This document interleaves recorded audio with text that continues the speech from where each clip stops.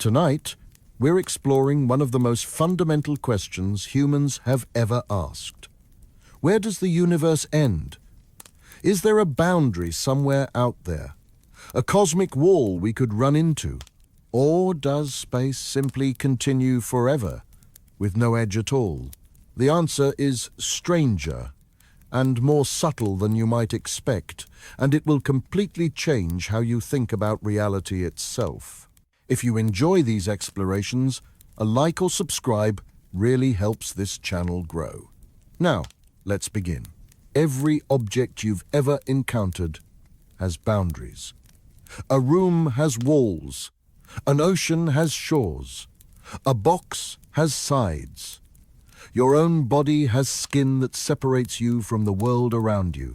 Boundaries are everywhere in our daily experience.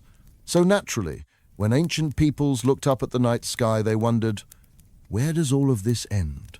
The Babylonians, around 3,000 years ago, had a straightforward answer. They believed Earth was a flat disk surrounded by a cosmic ocean.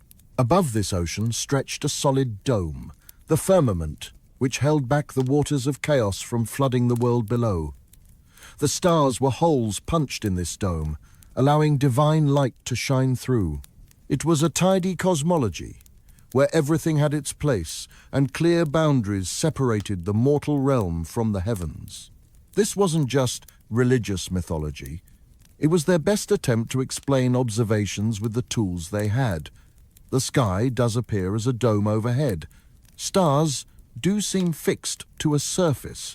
The sun and moon do appear to move across this dome. Without telescopes, mathematics, or physics, their model made sense of what they could see.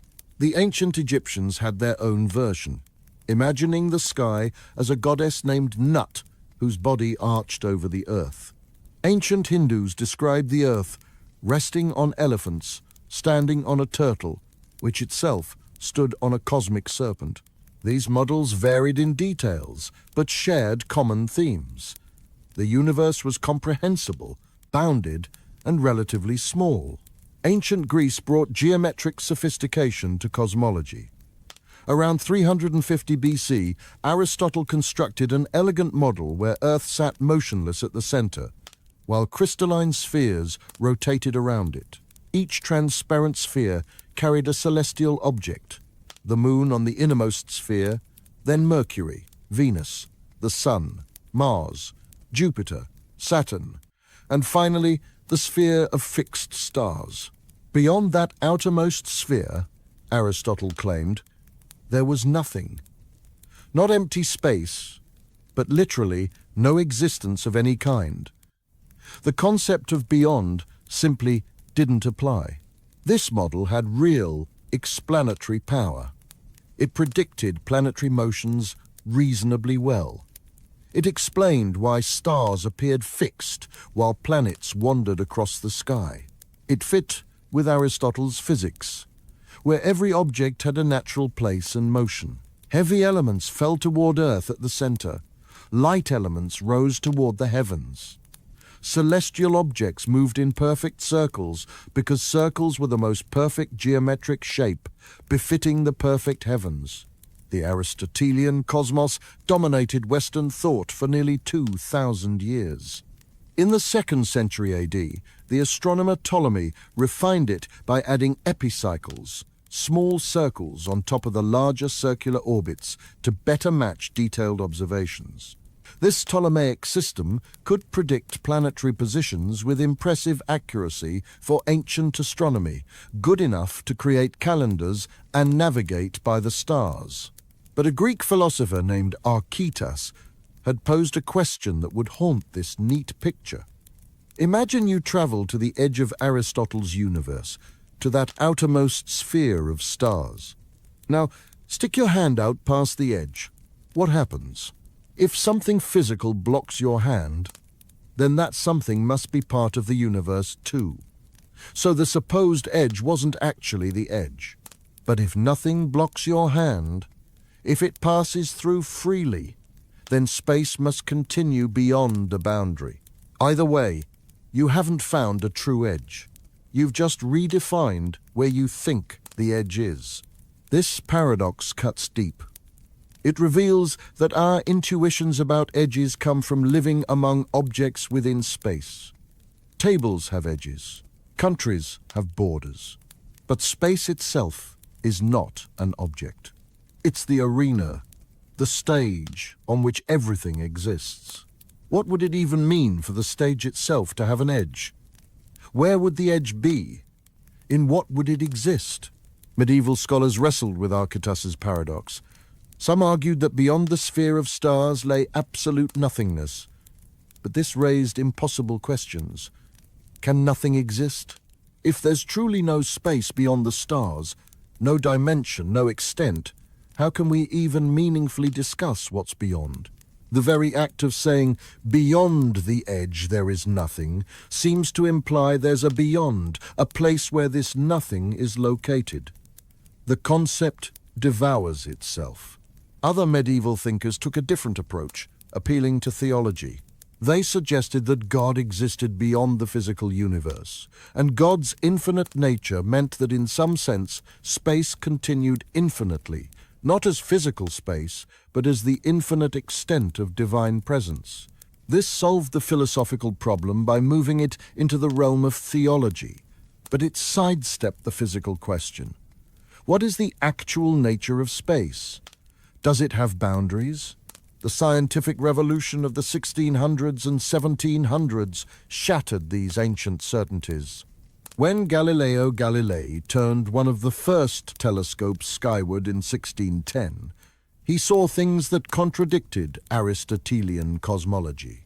The moon had mountains and craters, not the perfect smooth sphere Aristotle described. The sun had dark spots that appeared and moved, showing the heavens were not perfect and unchanging. Most dramatically, he discovered 4 moons orbiting Jupiter, proving that not everything in the cosmos orbited Earth.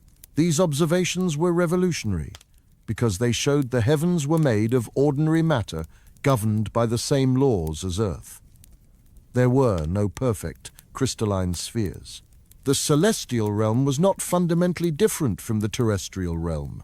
By the late 1600s, Isaac Newton had developed a comprehensive physics based on universal gravitation and 3 laws of motion.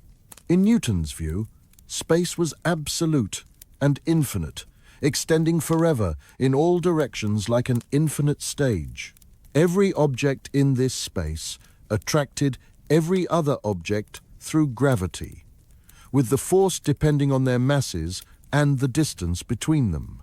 This was a radical departure from the bounded Aristotelian universe. Newton's space had no center and no edge. It was uniform and infinite, but this raised a new puzzle. If space is infinite and contains matter distributed throughout, wouldn't gravity pull all the matter together into one massive clump at some center? Newton recognized this problem, but didn't have a good solution. He suggested that God might occasionally intervene to keep things properly distributed, but this didn't satisfy everyone. The question had evolved. It was no longer about crystalline spheres and cosmic domes. It was about the fundamental nature of space itself. Is it truly infinite? If so, how can the universe be stable? If not, where are its boundaries and what lies beyond? By the 19th century, astronomers were beginning to measure the universe.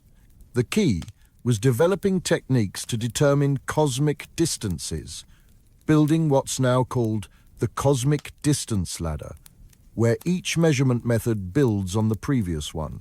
The first rung was parallax. Hold your finger at arm's length and look at it with one eye, then the other. Your finger appears to shift position against the background. That's parallax. The closer your finger is, the larger the shift.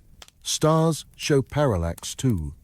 As Earth orbits the Sun, our viewing position changes by about 300 million kilometers over 6 months.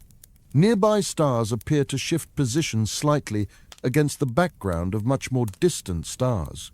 Measure this shift, and you can calculate the star's distance using simple geometry. But the shifts are tiny. Even the nearest stars show parallax of less than 1 arcsecond. An arcsecond is 1/3600th of a degree. Imagine dividing a degree into 3,600 slices. That's how precisely astronomers needed to measure. It wasn't until 1838 that Friedrich Bessel successfully measured the parallax of a star called 61 Cygni. The parallax was about 0.314 arcseconds, placing the star about 11 light-years away. This was a breakthrough. It proved stars were at vast distances, far beyond anything in our solar system. But parallax only works for nearby stars. Beyond a few thousand light-years, the shifts become too small to measure even with modern telescopes. The European Space Agency's Gaia satellite, launched in 2013, has measured parallaxes for over 1 billion stars with unprecedented precision. This has created a three-dimensional map of our galaxy, revealing its structure in detail. But even Gaia can only measure parallax reliably out to about 30,000 light-years. For greater distances, we need other methods. The next rung came in the early 1900s, when Henrietta Swan-Leavitt, working at Harvard College Observatory, discovered a crucial relationship. She studied variable stars called Cepheids that brighten and dim in a regular cycle. Leavitt found that brighter Cepheids have longer periods. A Cepheid that takes 10 days to complete one cycle is intrinsically brighter than one that takes 5 days. This was revolutionary. By measuring a Cepheid's period, you could determine its true brightness.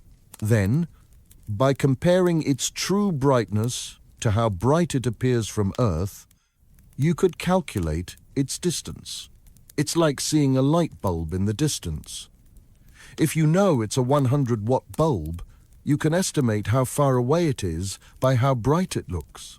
Leavitt discovered this relationship by studying Cepheids in the Small Magellanic Cloud, a dwarf galaxy orbiting the Milky Way. Since all the Cepheids in the Small Magellanic Cloud are roughly the same distance from us, differences in their apparent brightness reflect differences in their true brightness. By plotting their periods against their apparent magnitudes, she found a clear relationship. The discovery was published in 1912 and fundamentally changed astronomy. Cepheids are bright enough to be seen in distant galaxies, giving astronomers a way to measure distances across millions of light-years. Edwin Hubble used this method in the 1920s to measure the distance to the Andromeda Galaxy, proving it was far beyond our Milky Way and establishing that the universe contained many separate galaxies. For even greater distances, astronomers use type Ia supernovae. These are exploding white dwarf stars that always reach approximately the same peak brightness, making them standard candles visible across billions of light-years. A white dwarf in a binary system can pull matter from its companion star. When the white dwarf's mass reaches about 1.4 times the Sun's mass, called the Chandrasekhar limit, it becomes unstable and explodes. Because type Ia supernovae always explode at the same mass, they always release the same amount of energy and reach the same peak brightness. By measuring how bright a type Ia supernova appears, astronomers can calculate its distance. These explosions are so bright they can be seen halfway across the observable universe. The use of type Ia supernovae led to the discovery of dark energy in 1998. By measuring supernovae at different distances and therefore different times in cosmic history, astronomers could track how the expansion rate has changed over billions of years. They expected to find that gravity had been slowing the expansion. Instead, they found it accelerating. Each rung of this cosmic distance ladder extends our reach farther. Parallax gives distances to nearby stars out to a few thousand light-years. Those measurements calibrate the Cepheid relationship, extending our reach to tens of millions of light-years. Cepheids give distances to nearby galaxies, which help calibrate the supernova method. Supernovae give distances across billions of light-years, reaching back in time to when the universe was less than half its current age. This carefully constructed ladder, where each method calibrates the next, is how we know the universe is as large as it is. Each step must be calibrated precisely because errors propagate up the ladder. A 10% error in the Cepheid distance scale becomes a 10% error in the supernova distance scale. Astronomers spend enormous effort refining each step to minimize these errors. In the early 20th century, astronomers faced a fundamental question. Are there other galaxies beyond the Milky Way, or is the Milky Way the entire universe? Through telescopes, astronomers could see fuzzy patches of light called nebulae. Some were clearly clouds of gas within our galaxy, like the Orion Nebula. But others, called spiral nebulae because of their distinctive pinwheel shape, were mysterious. Were they nearby gas clouds rotating within the Milky Way? Or were they island universes, separate galaxies far beyond our own? Different astronomers had different opinions. And the question was urgent because it determined the fundamental nature and size of the universe. If spiral nebulae were part of the Milky Way, then the Milky Way was the entire universe, perhaps a few 100,000 light-years across. If spiral nebulae were separate galaxies, then the universe was vastly larger, containing innumerable galaxies scattered across billions of light-years. In 1920, this question came to a head in what's now called the Great Debate, held at the Smithsonian Museum of Natural History in Washington. Astronomers Harlow Shapley from Mount Wilson Observatory and Heber Curtis from Lick Observatory presented opposing views before the National Academy of Sciences. Shapley argued that spiral nebulae were relatively small objects within the Milky Way. He pointed to observations suggesting the Milky Way was very large, perhaps 300,000 light-years across, large enough to contain these spirals. He also noted that if spiral nebulae were external galaxies, they'd have to be extraordinarily distant and enormous to appear as bright as they do. Curtis argued that spiral nebulae were separate galaxies. He pointed to the fact that novae, exploding stars, appeared much dimmer in spiral nebulae than in our galaxy, suggesting they were much farther away. He also noted that some spiral nebulae showed dark dust lanes, similar to what we'd expect if they were disk-shaped systems of stars viewed edge-on, like galaxies. Both astronomers made valid points, and neither could definitively prove their case. The debate couldn't be settled by argument alone. Someone needed to measure the actual distance to a spiral nebula. If that distance was clearly beyond the boundaries of the Milky Way, Curtis would be vindicated. If the distance was small enough to place the nebula within the Milky Way, Shapley would be right. That crucial measurement came from Edwin Hubble in 1923 and 1924. Using the 100-inch Hooker telescope at Mount Wilson Observatory, then the largest telescope in the world, Hubble identified Cepheid variable stars in the Andromeda Nebula. These stars brightened and dimmed with regular periods, and Hubble could measure those periods precisely. Using Henrietta Leavitt's period luminosity relationship, Hubble calculated that Andromeda was about 900,000 light-years away. This was far beyond the known extent of the Milky Way, which was estimated at about 100,000 light-years across at the time. Andromeda was not a nebula within our galaxy. It was a separate galaxy. Hubble announced his results in 1924, and they were decisive. If Andromeda was a galaxy, then many other spiral nebulae must be galaxies too. The universe was not just the Milky Way. It was a vast expanse filled with countless galaxies, each containing billions of stars. This discovery was as revolutionary as Copernicus's claim that Earth orbits the Sun. It decentralized us again. We were not at the center of the solar system. The solar system was not at the center of the galaxy. And now, the Milky Way was not the center or extent of the universe. It was one galaxy, among billions, perhaps trillions. Shapley had been wrong about spiral nebulae being within the Milky Way. But he'd been right that the Milky Way was larger than previously thought. Later measurements refined the distance to Andromeda to about 2.5 million light-years, and the Milky Way's diameter to about 100,000 light-years, close to what Shapley had suggested.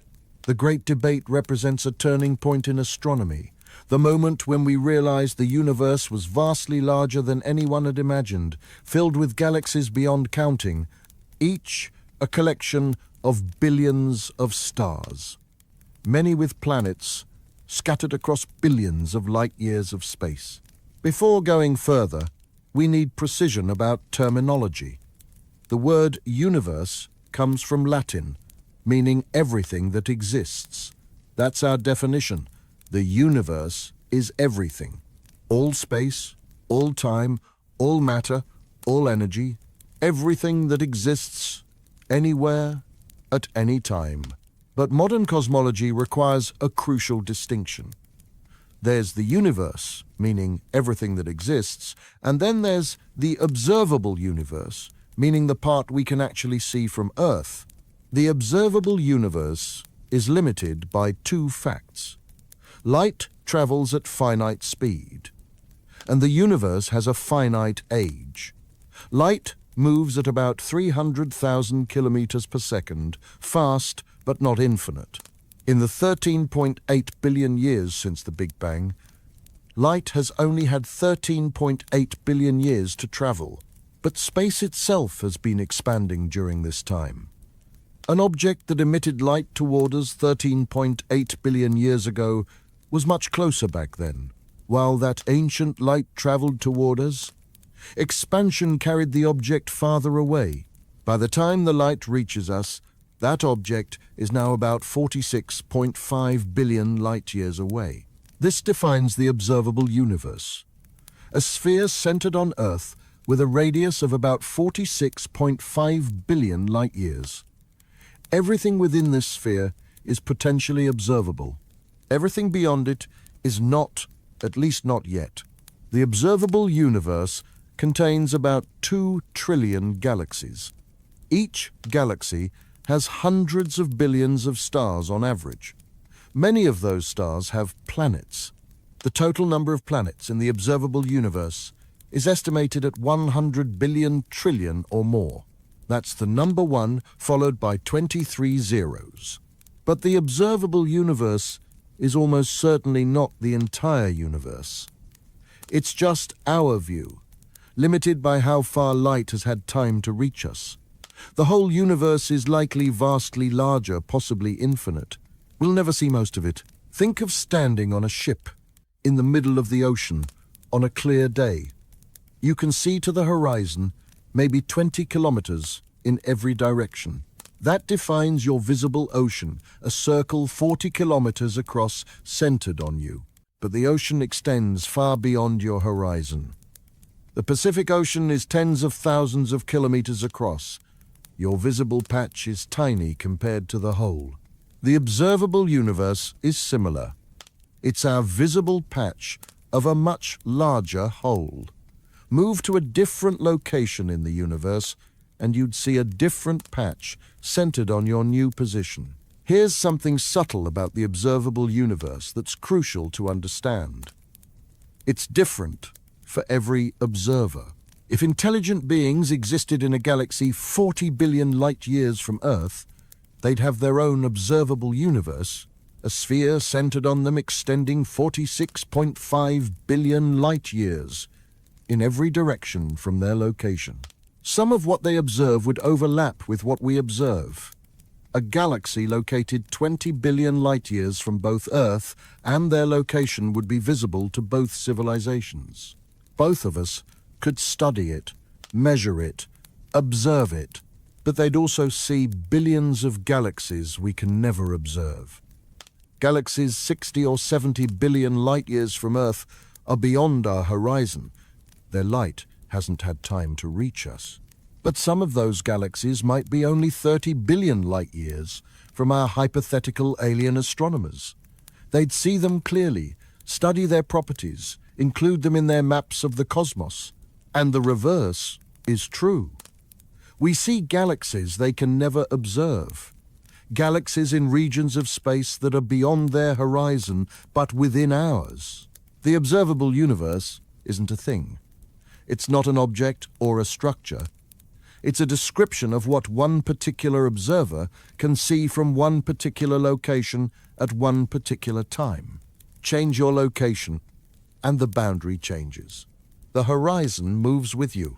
Imagine standing in fog on a perfectly flat field. You can see clearly for maybe 100 meters in all directions. Beyond that, fog obscures everything. There's a circle of visibility around you. Now walk forward. That circle moves with you. You're always at its center. You never get closer to the edge of visibility because it's not a fixed edge. It's just the limit of how far you can see from wherever you happen to be standing. The observable universe works the same way. It's not a boundary in space that you could travel toward. It's the limit of your view from your current position. Move your position, and the limit moves with you. You're always at the center of your own observable universe, just as everyone else is at the center of theirs. This means asking what's at the edge of the observable universe is like asking what's at the horizon of the ocean. The horizon isn't a place. It's just where your view ends. Someone standing somewhere else has a different horizon. There's no special location in the ocean that is the horizon. The horizon is relative to the observer. So what exists beyond the observable universe? In regions so distant that their light hasn't reached us yet. We can't observe it directly by definition, but we can make educated inferences. When astronomers map the observable universe, they find something remarkable. It looks essentially the same in every direction. This property is called isotropy. Point a telescope north, and you see a certain density of galaxies, certain types of structures, certain distributions of matter. Point it south, east, west, up, down, and after averaging over sufficiently large volumes, you see the same thing. The universe has no preferred direction. This has been measured very carefully. Astronomers have divided the sky into millions of small patches and counted galaxies in each patch. They've measured galaxy brightnesses, colors, distances, velocities. The result is clear. The universe is isotropic to high precision. Some patches have slightly more galaxies, some slightly fewer. But these variations are small and follow statistical patterns consistent with random fluctuations. On average, the universe looks the same in all directions. Isotropy alone is interesting, but it could still be consistent with Earth being in a special location. Maybe we're at the center of a spherical distribution of galaxies. From the center, everything would look the same in all directions, but from other locations, it would look different. But there's no reason to think Earth is in a special location. We're not at the center of the solar system. The sun is. We're not at the center of the galaxy. We're about halfway out in a spiral arm. There's no indication that our galaxy is at the center of anything either. Copernicus taught us nearly 500 years ago that we're not at the center of the cosmos. This leads to the cosmological principle. The universe is both isotropic and homogeneous. Isotropic means it looks the same in all directions from any particular location. Homogeneous means it has the same properties at every location. Put simply, the universe is pretty much the same everywhere when you average over large enough scales. If the cosmological principle is true, then what we observe from Earth is representative of the whole universe. The observable universe is a fair sample, and this means that beyond our horizon, there are simply more galaxies, more stars, more planets, just more of the same, extending outward. But how far does it extend? Does it go on forever, or is there an endpoint? Einstein's general theory of relativity, published in 1915, revolutionized our understanding of space, time, and gravity. In Einstein's theory, space and time are not separate entities.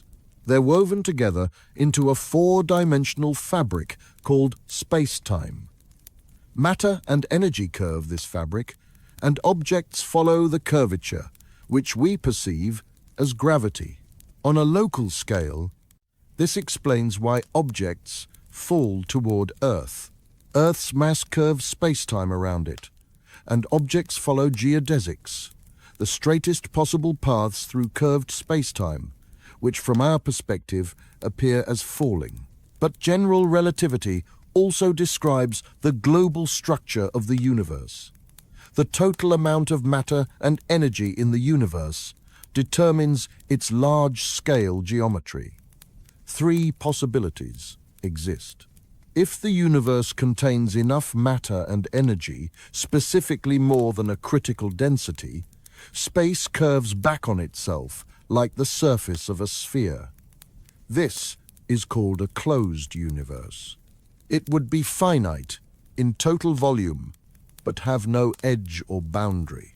Just as you can walk around Earth's surface forever without reaching an edge or falling off, you could travel through a closed universe forever and never encounter a boundary. Travel far enough in one straight line, and you'd eventually return to your starting point from the opposite direction, having circumnavigated the universe. If the universe contains less than the critical density, space curves the opposite way, with a saddle-like geometry. This is called an open universe. It would be infinite, extending forever in all directions with no edge. If the universe contains exactly the critical density, space is perfectly flat, with zero curvature. This flat universe would also be infinite. So, the answer to whether the universe is finite or infinite depends on its geometry, which depends on its total matter and energy content. How do we measure this? The primary method is examining the cosmic microwave background, the oldest light in the universe. About 380,000 years after the Big Bang, the universe had cooled enough for atoms to form. Before this, the universe was filled with hot plasma, where electrons and nuclei were separated. Photons couldn't travel far before scattering off free electrons. The universe was opaque. But when atoms formed, electrons bound to nuclei, and suddenly photons could travel freely. The universe became transparent. The light from this moment has been traveling through space ever since. Stretched and cooled by cosmic expansion, today it appears as microwave radiation with a temperature of about 2.7 degrees above absolute zero. This cosmic microwave background has tiny temperature variations, typically only about 1 part in 100,000. These variations represent density fluctuations in the early universe. The seeds that grew into galaxies and galaxy clusters. The pattern of these temperature variations depends on the curvature of space. If space curves like a sphere, the hot and cold spots appear larger than they would in flat space. If space curves like a saddle, they appear smaller. By measuring the angular size of these spots very precisely, scientists can determine the universe's curvature. Multiple satellites have mapped the cosmic microwave background in increasing detail. The Cosmic Background Explorer in the 1990s confirmed its existence and temperature. The Wilkinson Microwave Anisotropy Probe in the 2000s mapped the temperature variations. The Planck satellite, operational from 2009 to 2013, produced the most detailed maps yet. The primary method is examining the cosmic microwave background, the oldest light in the universe. About 380,000 years after the Big Bang, the universe had cooled enough for atoms to form. Before this, the universe was filled with hot plasma, where electrons and nuclei were separated. Photons couldn't travel far before scattering off free electrons. The universe was opaque. But when atoms formed, electrons bound to nuclei, and suddenly photons could travel freely, the universe became transparent. The light from this moment has been traveling through space ever since, stretched and cooled by cosmic expansion. Today it appears as microwave radiation with a temperature of about 2.7 degrees above absolute zero. This cosmic microwave background has tiny temperature variations, typically only about 1 part in 100,000. These variations represent density fluctuations in the early universe, the seeds that grew into galaxies and galaxy clusters. The pattern of these temperature variations depends on the curvature of space. If space curves like a sphere, the hot and cold spots appear larger than they would in flat space. If space curves like a saddle, they appear smaller. By measuring the angular size of these spots very precisely, scientists can determine the universe's curvature. Multiple satellites have mapped the cosmic microwave background in increasing detail. The Cosmic Background Explorer in the 1990s confirmed its existence and temperature. The Wilkinson Microwave Anisotropy Probe in the 2000s mapped the temperature variations.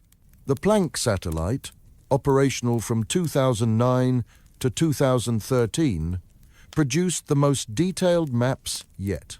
The result from Planck: the universe is flat to within about 0.4%. Either the universe has zero curvature and is infinite, or any curvature is so slight we can't detect it with current measurements. But there's an important caveat. These measurements probe the observable universe and somewhat beyond, but they can't tell us about the entire universe if it's much larger than what we can see. Imagine measuring Earth's curvature by examining a 10-meter patch of ground. You'd find it appears perfectly flat. You'd need to survey a much larger area, hundreds of kilometers, to detect Earth's curvature. Similarly, the observable universe might be a tiny patch of a much larger curved space. If the whole universe is a sphere with a circumference of trillions of light years, we'd only see a tiny fraction, and it would appear flat to us. So we can't be completely certain whether the universe is finite or infinite. The simplest interpretation of the measurements is that it's flat and infinite. But a very large finite universe that appears flat at observable scales remains possible. In 1929, Edwin Hubble made what might be the most important astronomical discovery of the 20th century.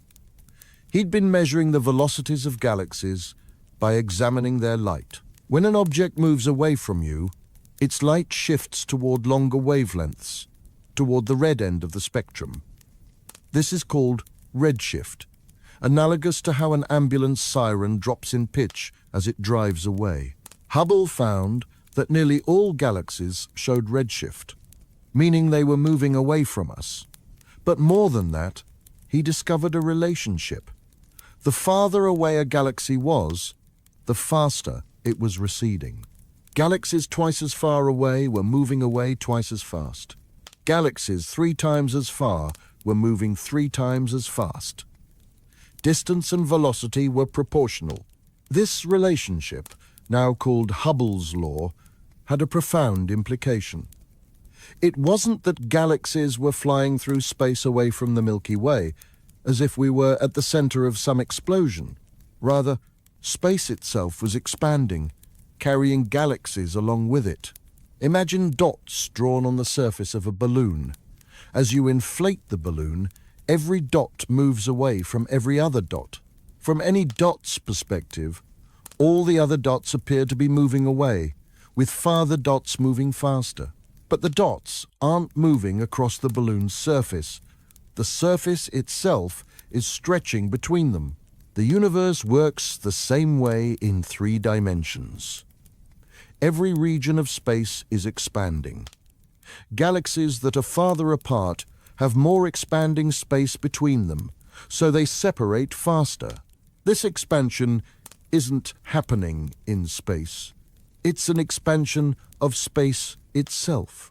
This discovery shocked the scientific community.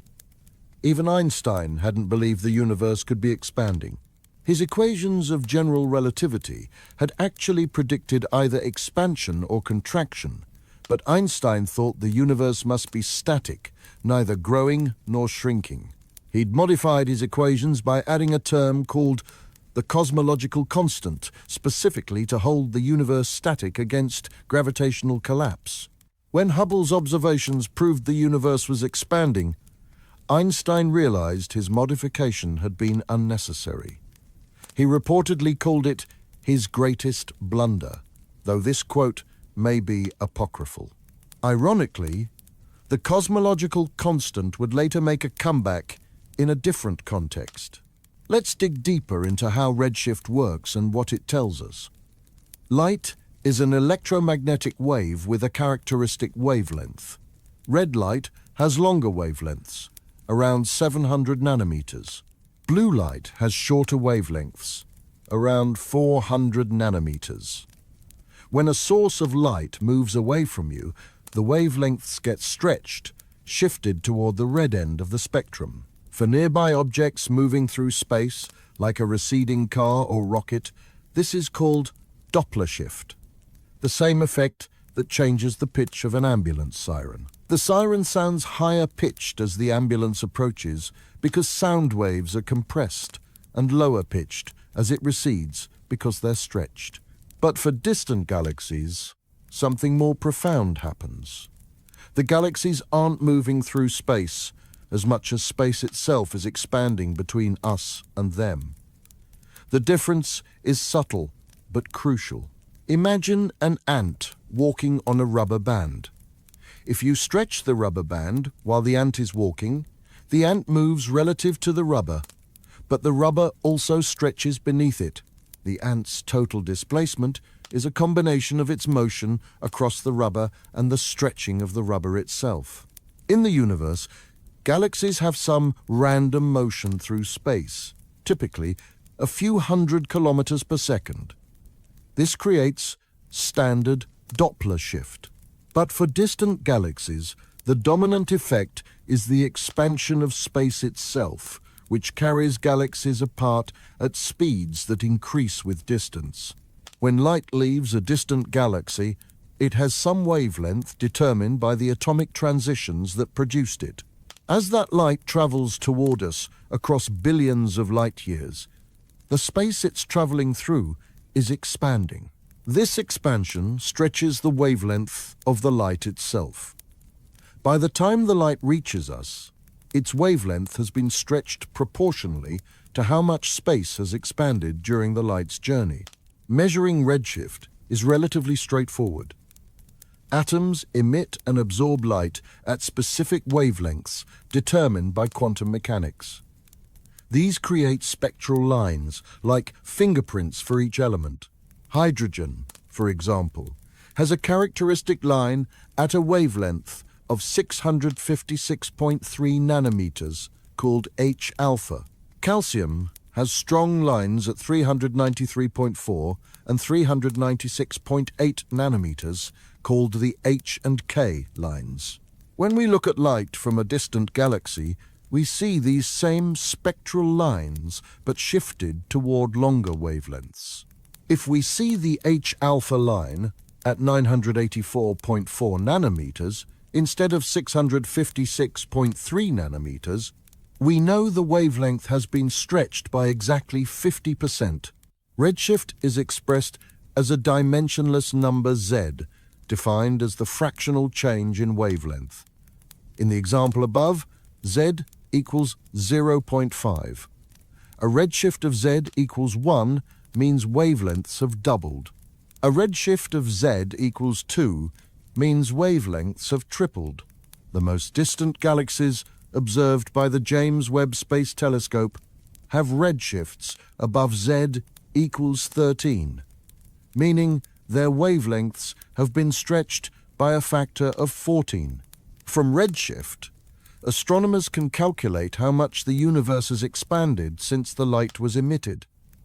A redshift of Z equals 1 means the universe has doubled in size. A redshift of Z equals 3 means it's quadrupled in size. This tells us about cosmic history and the expansion rate at different times. Using Hubble's law, which relates redshift to distance, we can calculate how far away the galaxy is. For nearby galaxies, the relationship is simple and linear.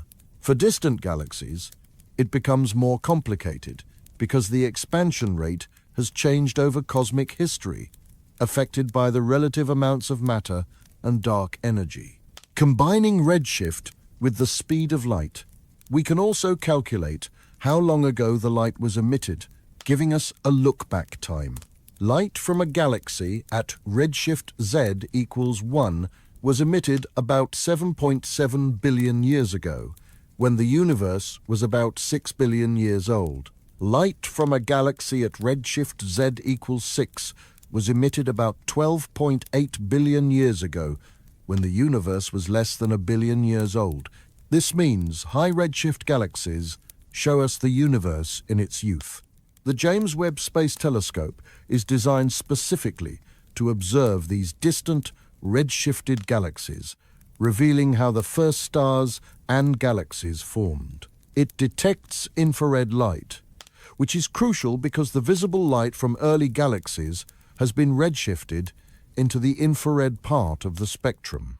The highest redshift quasar ever detected has a redshift of about 7.6, showing us a supermassive black hole that existed when the universe was only 670 million years old. The light we see from it today was emitted 13.1 billion years ago and has been traveling toward us across the expanding universe ever since.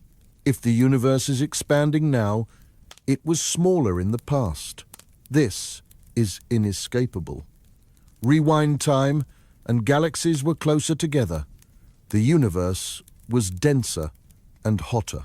Go back far enough, and all the matter and energy in the observable universe was compressed into a smaller and smaller volume. Extrapolate to the ultimate past, and you reach a point where all the matter and energy was compressed into an infinitesimally small region of infinite density and temperature. This is the Big Bang, the beginning of the universe as we know it.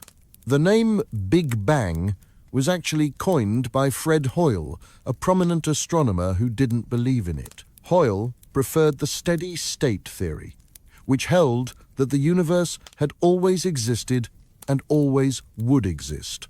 In steady-state cosmology, as the universe expands and galaxies move apart, new matter constantly appears in the spaces between them, keeping average density constant. The universe has no beginning and no end.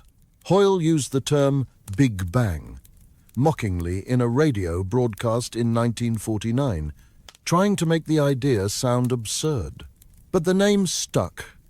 And ironically, it's Hoyle's steady-state theory that's been abandoned while Big Bang cosmology has become the foundation of modern cosmology. The Big Bang theory makes specific predictions. If the universe began in a hot, dense state and has been expanding and cooling, there should be remnant heat left over from that early state, cooled by expansion, but still detectable. In 1948, physicists George Gamow, Ralph Alpha, and Robert Herman predicted this cosmic background radiation should have a temperature of about 5 degrees above absolute zero. In 1964, Two physicists at Bell Telephone Laboratories, Arno Penzias and Robert Wilson, were trying to eliminate noise from a sensitive radio antenna. No matter what they did, they detected a persistent signal coming equally from all directions in the sky. They even suspected pigeon droppings in the antenna might be the cause, and cleaned it out. The signal remained. Eventually, they learned that physicists at nearby Princeton University had been looking for exactly such a signal. The microwave noise Penzias and Wilson had discovered was the cosmic microwave background, the cooled remnant of radiation from the Big Bang itself.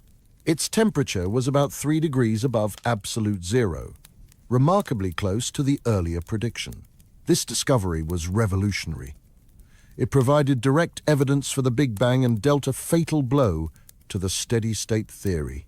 Penzias and Wilson won the Nobel Prize in Physics in 1978 for their accidental discovery.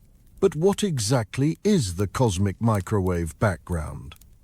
When the universe was very young, about 380,000 years after the Big Bang, it was filled with hot plasma, nuclei, and electrons were separated, and photons couldn't travel far before scattering off the free electrons. The universe was opaque, like being inside a glowing fog. But as expansion cooled the plasma, electrons and nuclei combined to form neutral atoms. Suddenly, photons could travel freely across the universe without scattering. The universe became transparent. This moment is called recombination, and the light from this moment has been traveling through space ever since. That light has been stretched by cosmic expansion. Originally emitted as visible and infrared light, it's now stretched into the microwave part of the spectrum. We see it as a faint glow filling the entire sky, with a temperature of 2.725 degrees above absolute zero. The cosmic microwave background isn't perfectly uniform. It has tiny temperature variations, typically about 1 part in 100,000. These variations are incredibly important because they tell us about density fluctuations in the early universe. Regions that were slightly denser than average appear slightly warmer in the cosmic microwave background. Regions that were slightly less dense appear slightly cooler. These density variations were the seeds that grew through gravitational attraction over billions of years into the galaxies and galaxy clusters we see today. Multiple spacecraft have mapped these temperature variations in increasing detail. The Cosmic Background Explorer, launched in 1989, first detected them. The Wilkinson Microwave Anisotropy Probe, operational from 2001 to 2010, produced detailed maps. The Planck satellite, from 2009 to 2013, created the most precise maps yet, measuring temperature variations to parts per million. These maps are treasure troves of information. The pattern of hot and cold spots depends on the composition of the universe, its geometry, and its expansion history. By analyzing the patterns, cosmologists have determined that ordinary matter makes up only about 5% of the universe's total energy content. Dark matter, which we can't see directly but which exerts gravitational effects, makes up about 27%. And dark energy, which drives accelerating expansion, makes up about 68%. The maps also confirm the universe is spatially flat, to high precision, and provide the most accurate measurement of the universe's age, 13.797 billion years, with an uncertainty of only about 20 million years. Despite its success, the Big Bang theory faced puzzles that suggested something important was missing from the picture. Two problems stood out: the horizon problem and the flatness problem. The horizon problem goes like this. When we look at the cosmic microwave background from opposite sides of the sky, we're looking at regions that are now about 90 billion light-years apart. But these regions couldn't have been in contact with each other in the early universe. Light couldn't have traveled between them in the time since the Big Bang, yet they have almost exactly the same temperature, agreeing to 1 part in 100,000. How did they agree to have the same temperature if they've never communicated? It's like finding that every lake on Earth has exactly the same temperature, even though the lakes have never been connected and couldn't have exchanged heat. The flatness problem is equally puzzling. Our measurements show the universe is extraordinarily flat. But flatness is unstable. A universe that's even slightly curved becomes more curved over time as it expands. If the early universe had been just 1 part in 10 to the power of 60 away from perfect flatness, it would have either collapsed back on itself or expanded so fast that structures couldn't form. Yet here we are, 13.8 billion years later, and the universe is still flat to within 0.5%.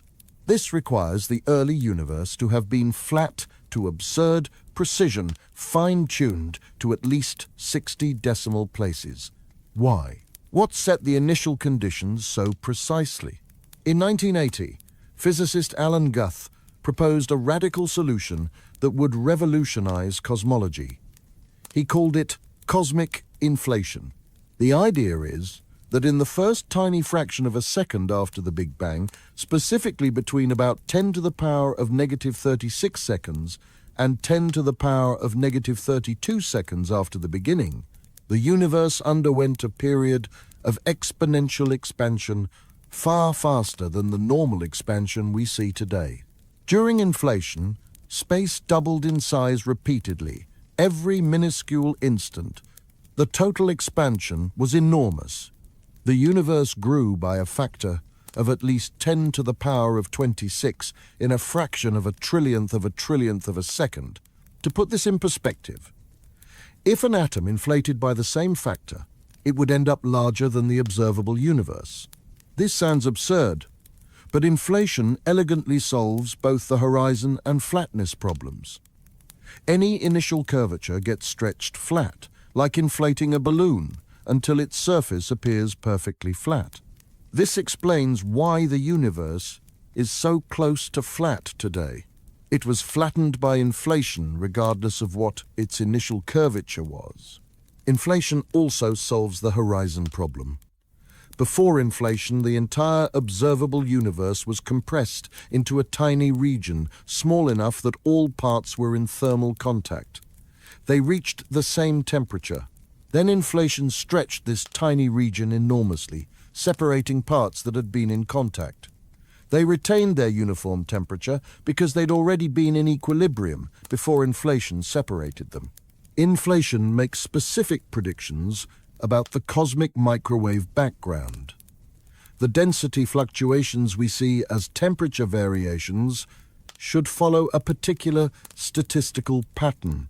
Inflation predicts they should be nearly scale invariant, meaning the pattern looks similar at different size scales. It also predicts the fluctuations should be Gaussian random, following a specific type of statistical distribution. When the Wilkinson Microwave Anisotropy Probe and Planck satellite measured the cosmic microwave background in detail, they found exactly the predicted patterns.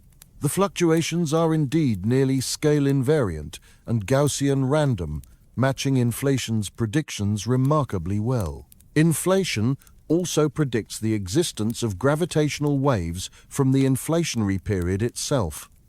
These primordial gravitational waves would leave a specific imprint in the polarization of the cosmic microwave background. Experiments are currently searching for this signal. If found, it would provide direct evidence for inflation and reveal the energy scale at which inflation occurred. Beyond solving problems and matching observations, inflation has another profound implication. It suggests the universe is vastly larger than the observable universe. The observable universe represents just a tiny patch of a much larger whole. Think about it. Inflation expanded space by a factor of at least 10 to the power of 26. The observable universe is the region that's expanded normally since inflation ended. But the entire inflated region is much larger. Even if we could see in all directions infinitely far, we'd still only be seeing a tiny fraction of what inflation created. This means the universe extends far, far beyond what we can observe. How far? Possibly infinitely far. The unobservable universe could be vastly larger than the observable part, perhaps infinite in extent. For decades after discovering cosmic expansion, astronomers assumed gravity must be slowing it down. The mutual gravitational attraction of all matter should act like a brake, gradually decelerating the expansion.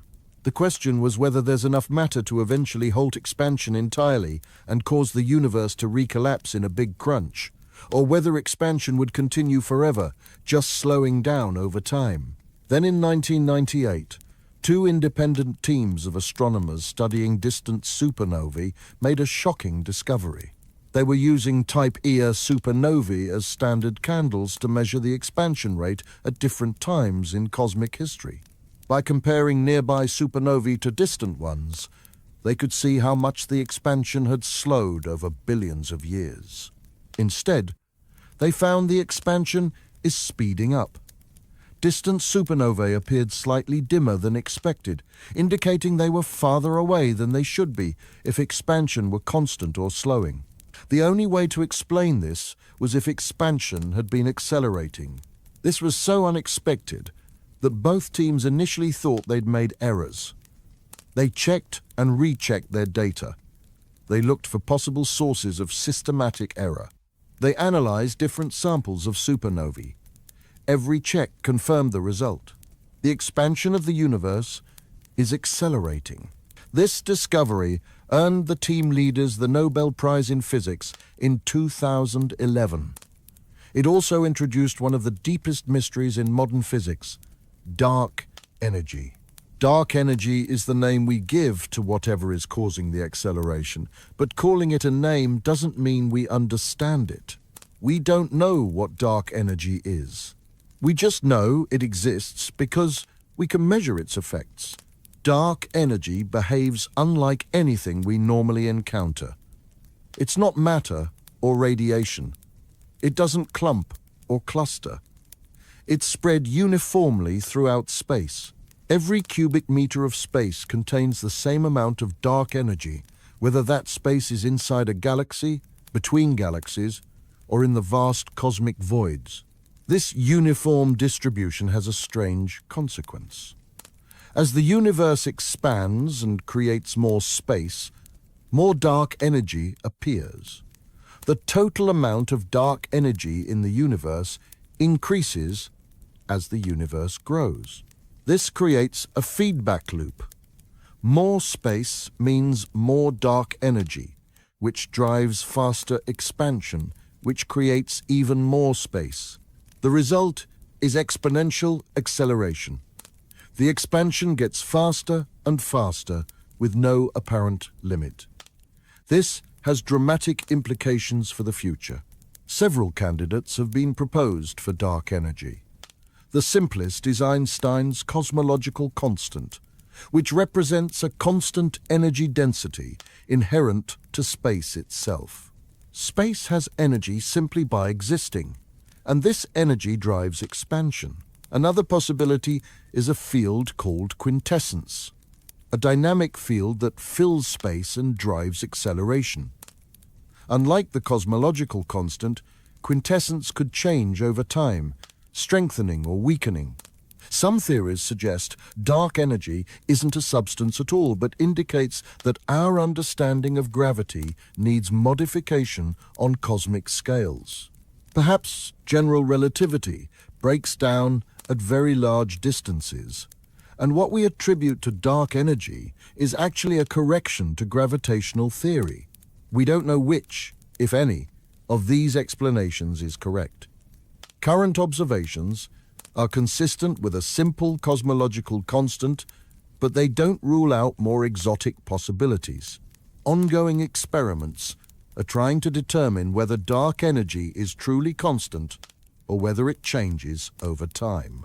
The accelerating expansion driven by dark energy determines the universe's long-term fate. Let's trace the timeline into the distant future. Right now, we can see about 2 trillion galaxies. Over the next 100 billion years, most of these will disappear from view. The accelerating expansion will carry them beyond our cosmic event horizon, the boundary beyond which their light can never reach us no matter how long we wait. Galaxies within our local group, bound together by gravity, will remain visible, but everything else will vanish. The Milky Way and Andromeda will likely merge in about 4 billion years, forming a larger elliptical galaxy. A few dozen other nearby galaxies will also remain visible, but that's it. The sky will go dark. In about 1 trillion years, the last stars in our galaxy will burn out. Star formation will cease because all the gas will have been incorporated into stars or expelled. The galaxy will contain only dead stellar remnants, white dwarfs, neutron stars, and black holes. By 10 to the power of 14 years from now, most stars will have been ejected from galaxies through gravitational encounters. Planets will have been flung into interstellar space or swallowed by stellar remnants. Around 10 to the power of 40 years, most matter will have decayed or been pulled into black holes. If protons are unstable, they'll have decayed. Planets, moons, asteroids, all the solid matter we know will have disintegrated. By 10 to the power of 100 years, even black holes will have evaporated through Hawking radiation. Stephen Hawking showed in the 1970s that black holes slowly radiate particles and lose mass. Larger black holes take longer to evaporate, but even supermassive black holes will eventually disappear. After 10 to the power of 100 years, the universe will be a cold, dark, nearly empty expanse. All that remains is a thin mist of photons, neutrinos, and a few elementary particles spread across an ever-expanding space. The temperature will be incomprehensibly close to absolute zero. Entropy will have reached maximum. Nothing interesting can happen anymore because there's no energy gradient to drive any process. This is called heat death, and it represents the most likely end state of the universe based on current understanding. Not an end in the sense that the universe ceases to exist, but an end in the sense that nothing can happen. The universe reaches a state of maximum entropy where time becomes meaningless because nothing changes. Heat death assumes dark energy remains constant. But what if it doesn't? If dark energy strengthens over time, the acceleration could become so extreme that it tears apart structures held together by gravity. First, galaxy clusters would be torn apart, then individual galaxies, then solar systems. Eventually, even planets would be ripped apart. Continue this process, and eventually even atoms themselves would be torn apart as space expands faster than forces can hold particles together. This is called the Big Rip, and calculations suggest it could occur perhaps 20 billion years from now if dark energy behaves this way. Current observations suggest this isn't happening, but we can't completely rule it out. Alternatively, what if dark energy weakens or reverses? If the cosmological constant isn't actually constant, if it decreases over time, gravity might eventually overcome the expansion. The universe would stop expanding and begin contracting. As contraction accelerates, galaxies would collide and merge. The cosmic microwave background would shift from red to blue as space contracts, becoming hotter and hotter. Eventually, everything would merge back into a hot, dense state similar to the Big Bang but in reverse. This is called the Big Crunch. Some models suggest the Big Crunch could trigger a new Big Bang, creating an oscillating universe that cycles through expansions and contractions forever. But current observations show no sign of this.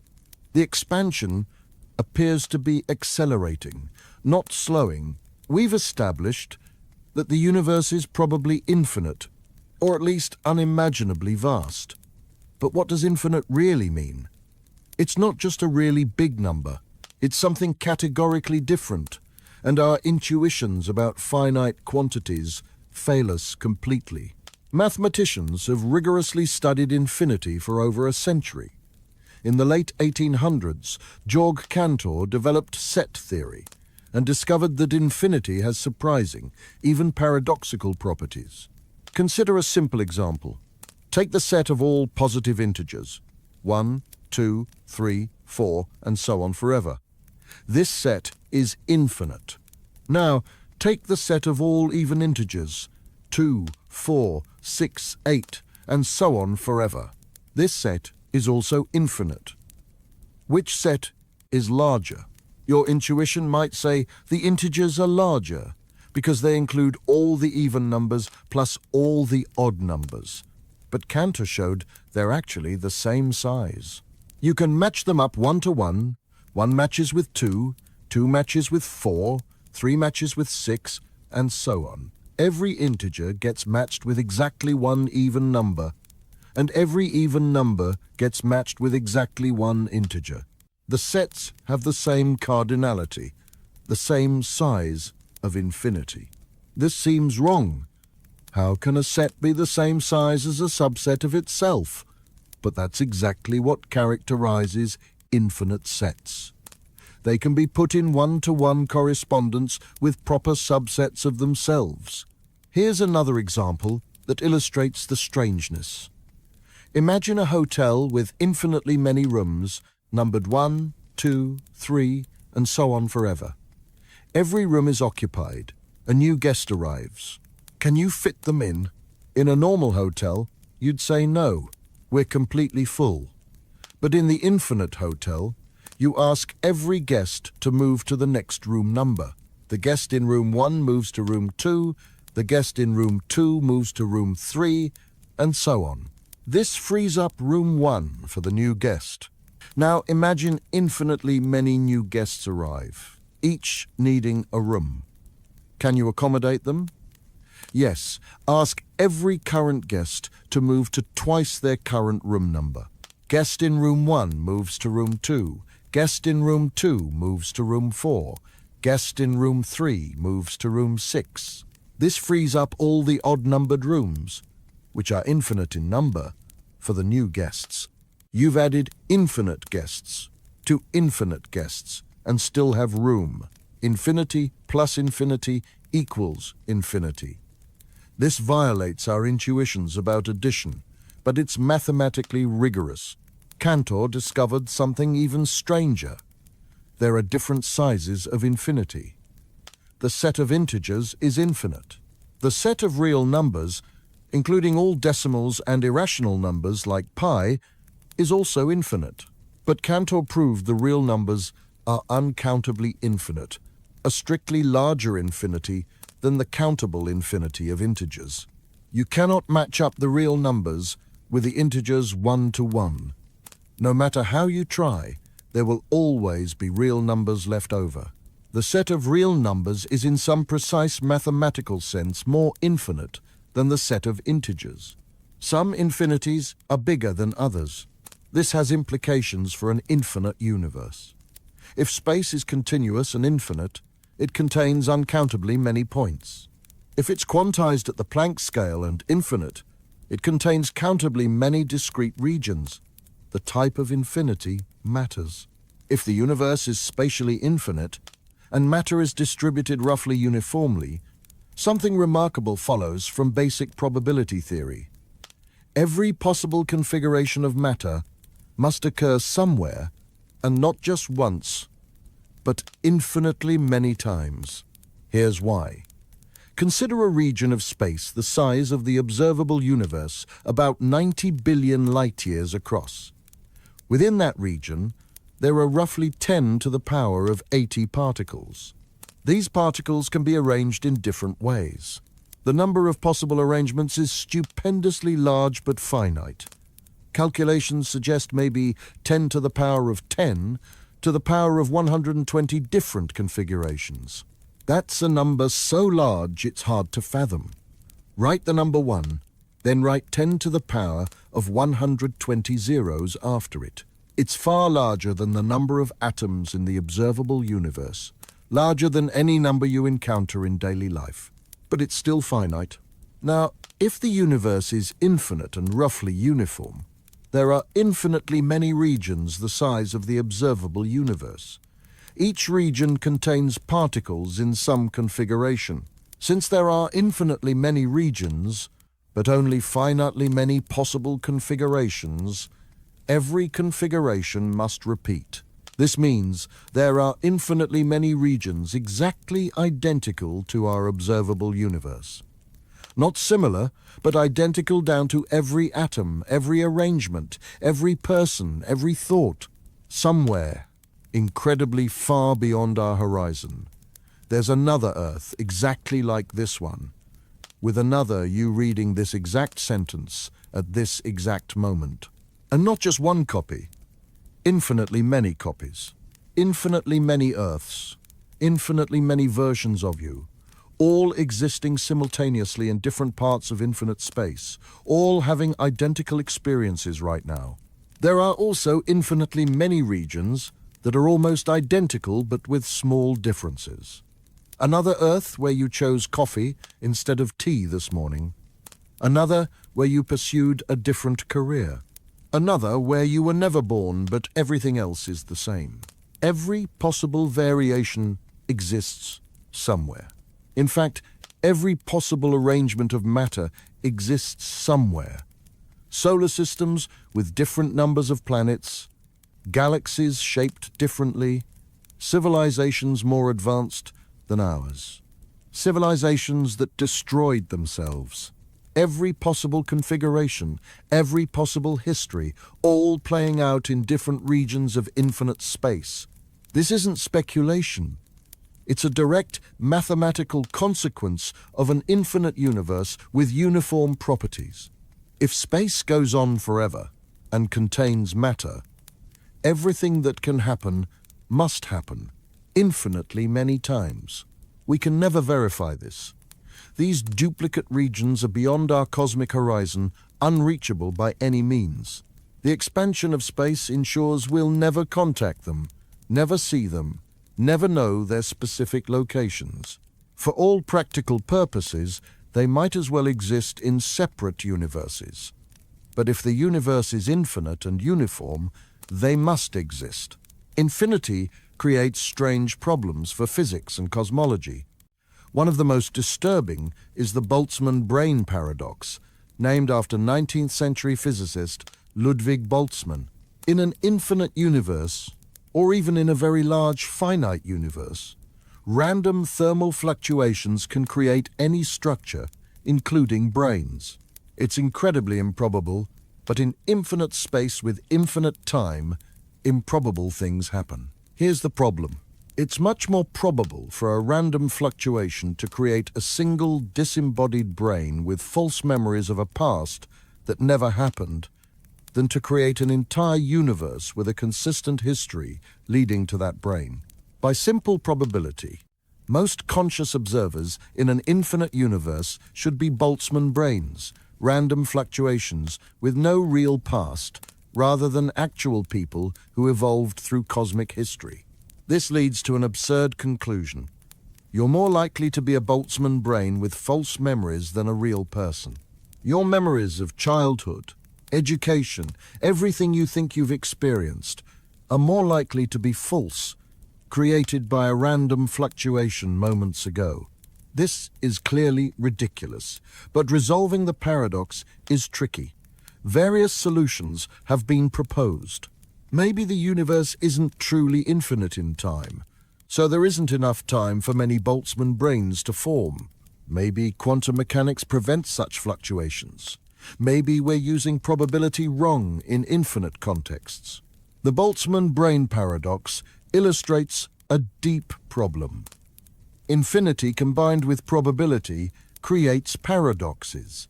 In a finite universe, you can calculate probabilities by counting outcomes. In an infinite universe, standard probability theory breaks down. This leads to what cosmologists call the measure problem. In a finite universe, calculating probabilities is straightforward. Count how many times something happens. Divide by the total number of trials, and you get the probability. But in an infinite universe, this doesn't work. If there are infinitely many observers, and infinitely many of them see outcome A, while infinitely many see outcome B, what's the probability of seeing A versus B? Infinity divided by infinity is undefined. You might think the answer is 50-50 if half see A and half see B. But in infinite sets, half is ambiguous. You can match every observer who sees A with an observer who sees B and still have infinitely many of both left over. Cosmologists need some way to compare infinite sets, some measure that weights different regions of infinite space. Various proposals exist. Maybe you weight regions by their volume, maybe by the number of observers they contain, maybe by how probable they were to form. Different measures give different predictions. And we have no way to know which measure, if any, is the correct one. This is an active area of research where mathematics, physics, and philosophy intersect. The measure problem reveals a fundamental tension. Science relies on probabilities to make predictions. But if the universe is infinite, standard probability might not apply. We might need new mathematical frameworks to do cosmology in an infinite universe. Quantum mechanics adds another layer of strangeness to infinity. In standard quantum mechanics, particles exist in superpositions, being in multiple states simultaneously until observed.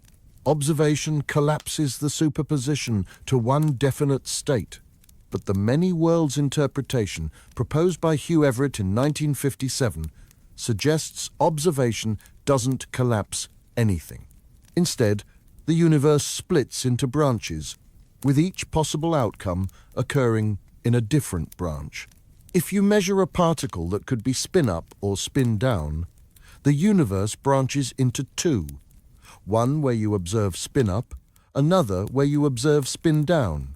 Both outcomes happen, just in different branches of reality. Both versions of you exist, each having observed a different result, each convinced they're in the one real universe. If many worlds is correct, the number of branches is enormous. Every quantum measurement in the entire universe causes branching. The decay of a radioactive atom creates a branch where it decayed and another where it didn't. Every photon hitting a detector creates branches for all possible detection outcomes. Every interaction between particles creates branches. Over cosmic time, this creates an unimaginably vast number of parallel realities, possibly infinite, if quantum events continue forever. Each branch is a separate universe with its own history. Some branches are nearly identical to ours, differing only in the outcome of a single quantum event somewhere. Others differ dramatically, having made different quantum choices at every step since the Big Bang. Consider a simple example. A uranium atom has a half-life of about 4.5 billion years. This means it has a 50% chance of decaying in that time. In many worlds, after 4.5 billion years, there are two branches, one where it decayed, another where it didn't. After another 4.5 billion years, each of those branches splits again, creating 4 branches total. Now, scale this up. The universe contains about 10 to the power of 80 particles. Many of these participate in quantum events constantly. The number of branches grows exponentially with each event. After just a second, the number of branches is incomprehensibly large. After billions of years, the branching structure is infinite, or close enough to make no difference. Each branch is a complete universe with its own history, its own galaxies, stars, planets, and observers. In some branches, dinosaurs never went extinct. In others, humans evolved differently or never evolved at all. In some, you made different choices at key moments in your life.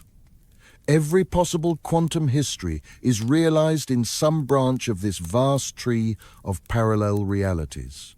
Many physicists find many worlds elegant because it takes quantum mechanics seriously without adding extra mechanisms like wave function collapse. The Schrödinger equation, which describes how quantum states evolve, naturally produces superpositions. Many worlds simply says these superpositions are real. All outcomes happen. We just find ourselves in one particular branch. But many worlds is controversial precisely because it's unfalsifiable. We can never observe other branches by the very nature of quantum mechanics. The branches are separate, unable to interfere with each other once they've split. This puts many worlds in a strange position, mathematically elegant and consistent with quantum mechanics, but impossible to test. Still, many worlds illustrates how infinity appears, even in the quantum realm. If it's correct, reality is vastly larger than what we observe, with infinitely many quantum branches, each representing a different possible history. Probability in an infinite universe creates paradoxes that challenge our basic understanding of chance and likelihood. In a finite universe, probability is straightforward. Count the number of ways something can happen, divide by the total number of possible outcomes, and you get the probability. But in an infinite universe, this breaks down completely. If infinitely many events occur, and infinitely many result in outcome A, while infinitely many result in outcome B, what's the probability of A versus B? You can't divide infinity by infinity. The result is undefined. Mathematicians have developed frameworks for handling some types of infinity. You can talk about the density or frequency of events, even when the total number is infinite.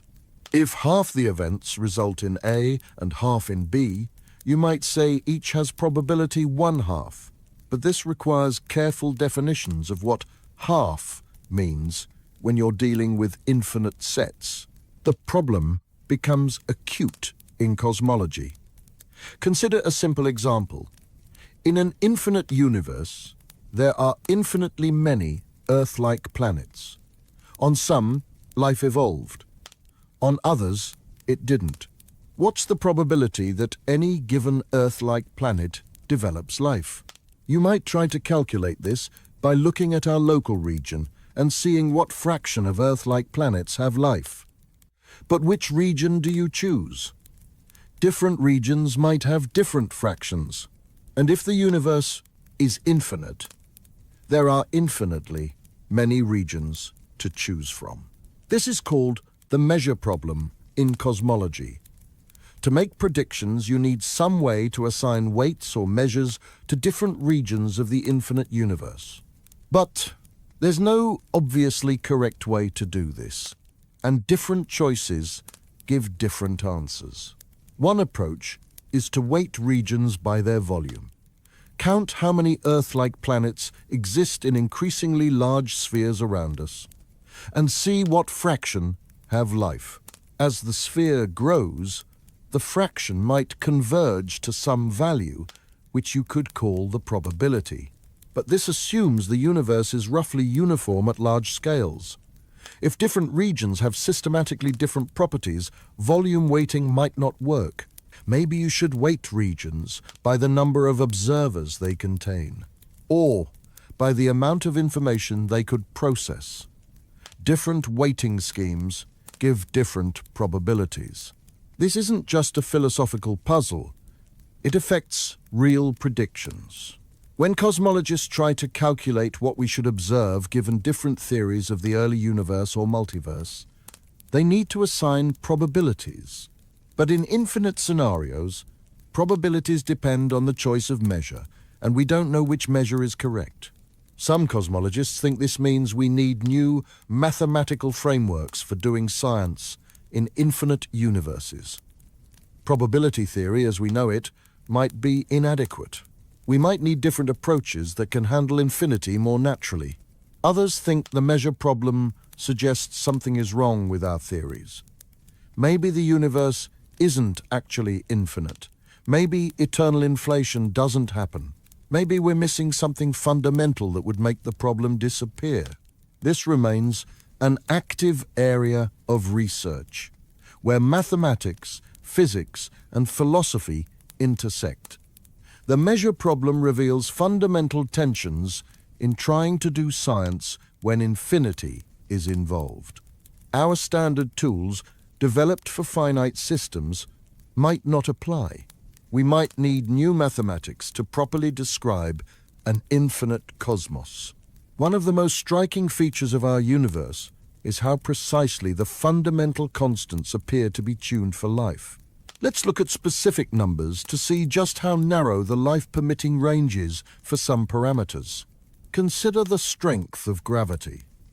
Gravity is characterized by Newton's gravitational constant, g, which has a value of about 6.67 times 10 to the power of -11 in standard units. If g were just 10% larger, stars would burn 10,000 times faster. The sun would exhaust its fuel in about 1,000,000 years instead of 10 billion years. Complex life wouldn't have time to evolve. If g were 10% smaller, stars would burn so slowly they'd never get hot enough to produce the carbon and oxygen that life requires. The universe would be filled with cold, dim stars, unable to support life-permitting planetary systems. The electromagnetic force, characterized by the fine structure constant alpha, has a value of about 1 divided by 137. If alpha were just 4% larger, carbon couldn't form in stellar cores. Without carbon, the chemistry necessary for life as we know it becomes impossible. If alpha were smaller, nuclear fusion in stars would be less efficient. Stars would be dimmer and shorter-lived, again making it difficult for complex life to evolve. The mass ratio between protons and neutrons is 1.00138 to 1. This seems like a trivial difference, but it's crucial. If neutrons were just 0.2% lighter, they'd be stable and wouldn't decay into protons. Atomic nuclei would be all neutrons, and chemistry as we know it couldn't exist. If neutrons were 0.1% heavier, they'd decay too quickly in the early universe. All neutrons would have decayed into protons before they could combine into helium nuclei during Big Bang nucleosynthesis. The universe would be pure hydrogen with no heavier elements, making complex structures impossible. The cosmological constant, related to dark energy, has a value of about 10 to the power of -52 per square meter in natural units. This is extraordinarily small, far smaller than most theoretical predictions would suggest. If it were just 10 times larger, the universe would have expanded so fast that galaxies couldn't form. If it were negative, and just slightly larger in magnitude, the universe would have recollapsed before stars could form. The amount of matter in the universe, compared to antimatter, is another fine-tuned parameter. For every billion antimatter particles in the early universe, there were about 1,000,000,001 matter particles. This tiny asymmetry, just 1 part in a billion, left us with the matter we see today after matter and antimatter annihilated each other. If the asymmetry were smaller, there wouldn't be enough matter left to make galaxies and stars. If it were much larger, it would change the dynamics of the early universe in ways that might prevent structure formation. The list goes on. The ratio of the strong nuclear force to the electromagnetic force, the number of spatial dimensions 3 seems special for allowing stable orbits and complex structures. The initial density fluctuations in the early universe that grew into galaxies, each parameter appears to fall within a narrow life-permitting range. Calculating the overall probability of getting all these parameters right by chance is difficult because we don't know if they're independent or related by some deeper theory. But rough estimates suggest the odds are astronomically small, perhaps 1 in 10 to the power of 100 or less. This fine-tuning is one of the deepest mysteries in cosmology. Either we're extraordinarily lucky, or there's some explanation. The multiverse offers one explanation. If there are countless universes with different parameters, some will inevitably be life-permitting. The anthropic principle then explains why we observe fine-tuning. We must observe a life-permitting universe because we couldn't exist in any other kind. Others seek a deeper theory that predicts these parameters and explains why they must have life-permitting values. String theory, for instance, aims to derive all fundamental constants from a single underlying theory. If successful, it might show that fine-tuning is illusory, that the parameters must have their observed values for some mathematical reason we don't yet understand. If the universe is infinite, or even just vastly large, and if life-permitting conditions are common, then there should be countless civilizations out there. So where are they? This is the Fermi paradox, named after physicist Enrico Fermi, who famously asked, "Where is everybody?" In an infinite universe, the paradox becomes more acute. There aren't just many civilizations. There are infinitely many. Some should be far more advanced than us, capable of interstellar or even intergalactic travel. Over billions of years, they should have spread across vast regions of space. Yet we see no sign of them, no alien megastructures, no evidence of industrial-scale engineering, no radio signals. The universe appears empty of intelligent life, at least in our observable region. Various explanations have been proposed. Maybe life is much rarer than we think. Maybe intelligent life is common, but technological civilizations are short-lived, destroying themselves before achieving interstellar travel. Maybe advanced civilizations deliberately avoid contact. Maybe interstellar travel is harder than we imagine, effectively impossible even for advanced civilizations. Or maybe we're looking in the wrong way, or at the wrong time. Maybe advanced civilizations use communication methods we haven't invented yet. Maybe they passed through our region of space billions of years ago, long before Earth formed. In an infinite universe, even if civilizations are incredibly rare, there are still infinitely many of them. The question becomes not whether they exist, but why we don't see evidence of them nearby. Perhaps the distances are simply too vast.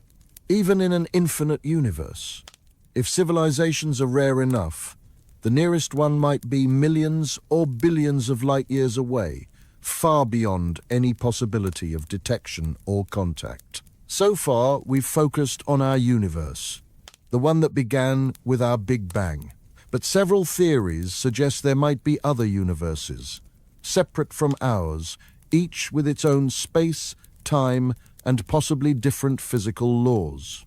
These ideas collectively form the multiverse concept.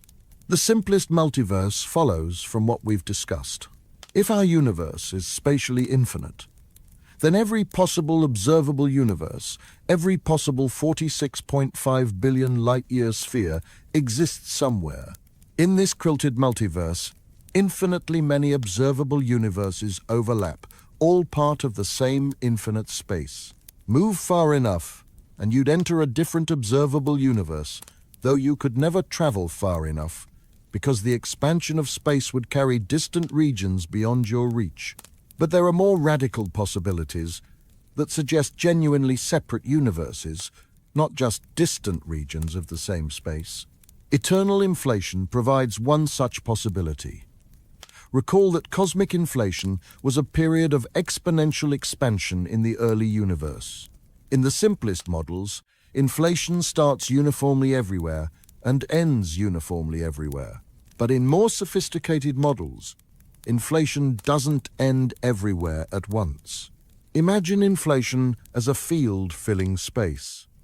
In some regions, this field decays and inflation stops, creating a bubble of normal space. This bubble becomes a universe like ours, with its own Big Bang and subsequent normal expansion. But outside the bubble, inflation continues. Eventually, more bubbles form where inflation stops. Each bubble is a separate universe with its own Big Bang. But the space between bubbles continues inflating forever, and more bubbles constantly form. This is eternal inflation, and it creates an infinite multiverse of bubble universes. Each bubble is causally disconnected from the others. The inflating space between them expands faster than light, so no signal can pass from one bubble to another. From inside any bubble, including ours, the other bubbles are fundamentally unobservable beyond even a cosmic event horizon. Our universe would be just one bubble in an infinite foam of bubble universes, each forming, expanding, and perhaps eventually dying through heat, death, or other fates, while new bubbles constantly form in the eternally inflating background. String theory. A leading candidate for a theory of everything that would unify all forces and particles, suggests yet another type of multiverse. String theory requires extra dimensions of space beyond the 3 we experience. Current models need 10 or 11 total dimensions. These extra dimensions must be compactified, curled up extremely small. A common analogy is a garden hose. From a distance, a garden hose looks one-dimensional, just a line. But up close, you see it has a second dimension curled around the hose. An ant, walking on the hose, can move along its length or around its circumference. In string theory, 6 or 7 extra dimensions are curled up at every point in our familiar 3-dimensional space. These dimensions are so small, around the Planck length of 10 to the power of negative 35 meters, that we don't notice them. But here's the key. There are many ways to curl up extra dimensions. Different shapes, different sizes, different topologies. Each configuration produces a different low-energy physics in the observable dimensions. Different particle masses, different force strengths, different values for fundamental constants. Calculations suggest there might be about 10 to the power of 500 different possible configurations. Each configuration represents a different vacuum state with its own effective physical laws. This vast collection of possibilities is called the landscape. If eternal inflation is correct, different bubbles could settle into different vacuum states, different points on the landscape. Each bubble universe would have different physical laws. Our universe has one particular configuration, but other universes would have different configurations. This landscape multiverse would contain 10 to the power of 500 different types of universe, each with unique physics. Most would be sterile, unable to support complex structures or life, but some fraction would be life-permitting. We find ourselves in one of those because we couldn't exist in the others. The many worlds interpretation of quantum mechanics, which we touched on earlier, creates perhaps the strangest multiverse of all. In this interpretation, every quantum measurement causes the universe to split into multiple branches, one for each possible outcome. The number of branches grows exponentially. Every particle decay, every quantum fluctuation, every interaction governed by quantum mechanics creates new branches. Over cosmic time, the number of branches becomes unimaginably vast. Each branch is a complete universe with its own history. Some branches are nearly identical to ours, differing only in the outcome of a single quantum event. Others diverge dramatically, having made different quantum choices at every step since the Big Bang. This quantum multiverse is fundamentally different from the others we've discussed. The other multiverses involve separate regions of space or separate bubble universes. But the quantum multiverse involves parallel realities that coexist, separated not in space, but in Hilbert space, the mathematical structure that describes quantum states. We can never observe other quantum branches. They're separate from ours by the very nature of quantum mechanics. This makes many worlds unfalsifiable, which troubles some physicists. Others argue it's the simplest interpretation of quantum mechanics, requiring no special collapse mechanism beyond the basic equations. If many worlds is correct, asking where does the universe end becomes even stranger.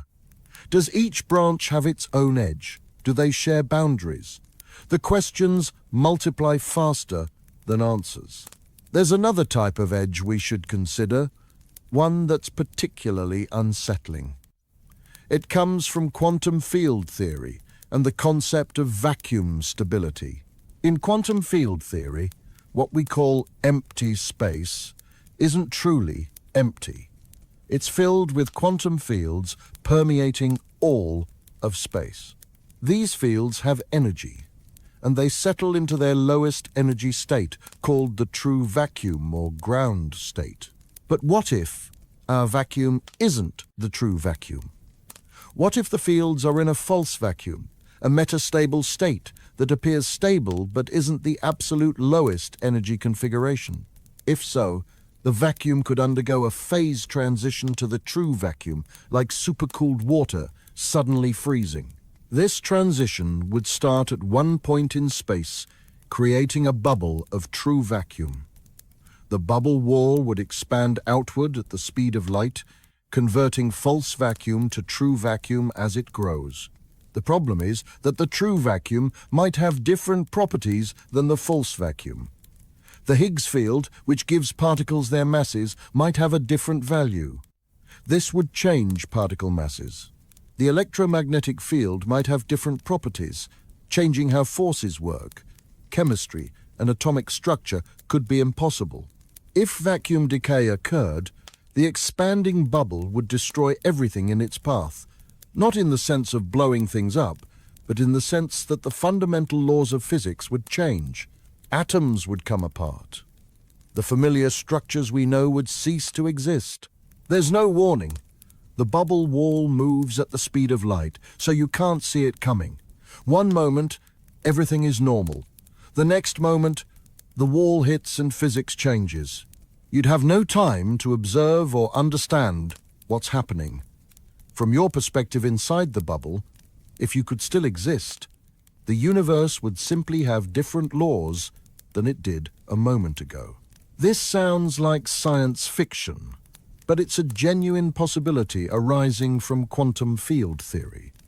The good news is that our vacuum appears to be stable, or at least very long-lived. Calculations based on the measured masses of the Higgs boson and top quark suggest our vacuum is metastable, meaning it's stable for now, but could eventually decay. The estimated lifetime before decay is enormous, perhaps 10 to the power of 100 years or longer, far longer than the current age of the universe. We're probably safe for the foreseeable future, but we can't completely rule out vacuum decay. It represents a type of edge, not in space, but in the stability of physical law. The possibility that the rules governing reality could suddenly change, creating an expanding bubble of altered physics sweeping through space at light speed. Some thinkers have seriously proposed that we might be living in a computer simulation, that our reality is actually software running on some substrate in another reality. While this sounds like pure science fiction, it's been discussed by philosophers and even some physicists. The argument, most famously presented by philosopher Nick Bostrom in 2003, goes like this. If it's possible for civilizations to create realistic simulations of conscious beings, and if such civilizations have reasons to run many such simulations, then the number of simulated minds would vastly outnumber real biological minds. By simple statistics, you're more likely to be in a simulation than in base reality.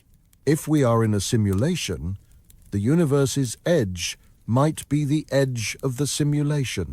Perhaps space doesn't extend beyond the observable universe because the simulators didn't bother simulating regions we can't see.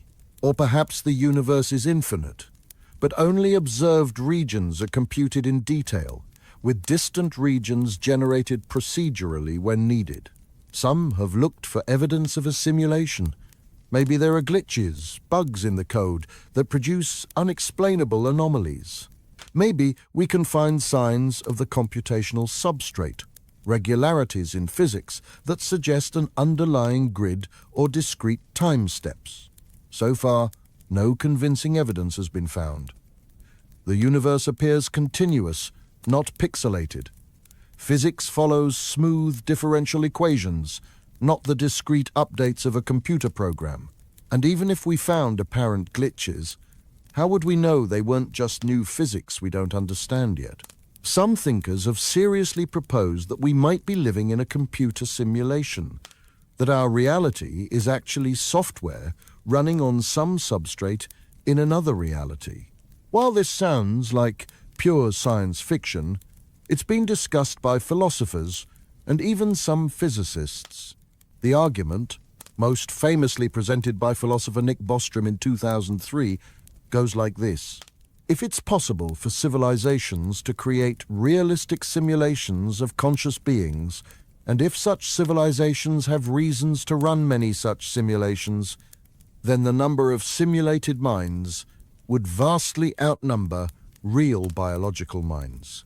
By simple statistics, you're more likely to be in a simulation than in base reality. If we are in a simulation, the universe's edge might be the edge of the simulation.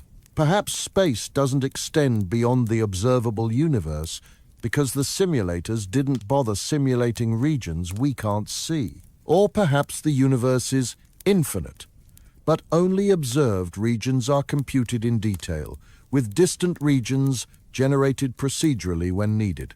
Some have looked for evidence of a simulation. Maybe there are glitches, bugs in the code that produce unexplainable anomalies.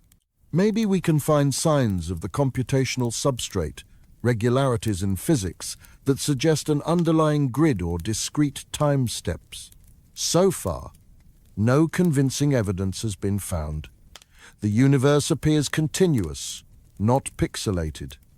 Physics follows smooth differential equations, not the discrete updates of a computer program. And even if we found apparent glitches, how would we know they weren't just new physics we don't understand yet? The simulation hypothesis faces deep philosophical problems. If we're in a simulation, the computer running it exists in some reality. We can ask the same questions about that reality. Is it also a simulation? This leads to infinite regress unless there's some base level of reality that's not simulated. Moreover, even if we found evidence suggesting we're in a simulation, we couldn't be certain. Any evidence could itself be part of the simulation. The hypothesis is effectively unfalsifiable, which puts it outside science's domain. But it represents an interesting philosophical possibility for where the universe might end.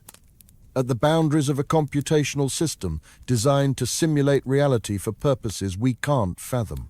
We've focused on spatial boundaries, but the universe also has temporal edges. We know about the beginning, the Big Bang, but what about the end? The most likely fate, based on current understanding, is called heat death. The universe continues expanding forever, driven by dark energy. As expansion continues, galaxies drift apart. Stars burn out one by one. Over trillions of years, all the stars that will ever form have formed and died. Black holes remain for a time, but they're not eternal. Stephen Hawking showed that black holes slowly radiate particles through quantum effects, losing mass in the process. Larger black holes take longer to evaporate, but even supermassive black holes will eventually disappear. A stellar mass black hole takes about 10 to the power of 67 years to evaporate. A supermassive black hole, like the one at the center of the Milky Way, takes about 10 to the power of 100 years. These timescales are incomprehensible, but they're finite. After 10 to the power of 100 years, even the largest black holes have evaporated. What remains? A cold, dark, nearly empty expanse. Photons with wavelengths stretched to cosmic proportions. Neutrinos barely interacting with anything. Maybe some electrons and positrons, scattered across vast distances. The temperature is essentially absolute zero, differing by only the tiniest fraction of a degree. Entropy has reached maximum. There's no energy gradient anywhere. Nothing can happen because all processes require energy differences, and there are none. The universe reaches thermodynamic equilibrium, a state where nothing changes because there's no energy available to drive change. This is heat death. Time doesn't end in the sense that the universe ceases to exist, but time becomes meaningless because nothing happens. The universe has reached its final state, unchanging and unchangeable. This scenario assumes the expansion continues forever and dark energy remains constant. If dark energy strengthens, we might face the Big Rip instead, where acceleration becomes so extreme that it tears apart all structures. If dark energy weakens, we might face the Big Crunch, where the universe recollapses. But based on current observations, heat death seems most likely. The universe will expand forever into a cold, dark, empty future where nothing interesting ever happens again. Physicist Roger Penrose has proposed an alternative to heat death called conformal cyclic cosmology. In this model, the universe doesn't end with heat death. Instead, it cycles through infinite eons, each beginning with something like a Big Bang. The idea is subtle. In the far future heat death scenario, only massless particles like photons remain. In general relativity, for massless particles, time loses meaning.